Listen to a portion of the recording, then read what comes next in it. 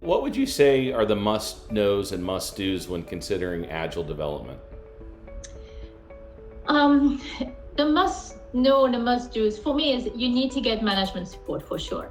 It has to come from the top. You should select just a few teams, like one or two, that will be the front runners in this effort. Train them well on Agile principles, but give them the autonomy to adjust if required. Pick a simple project and start to build a framework that fits your team needs. Learn through each sprint, adjust and evolve.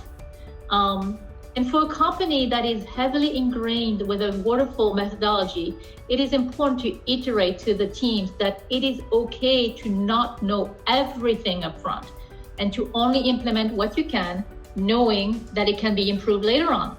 And yes, it can be a little bit scary at times, but long run, the teams get rewarded earlier by delivering faster.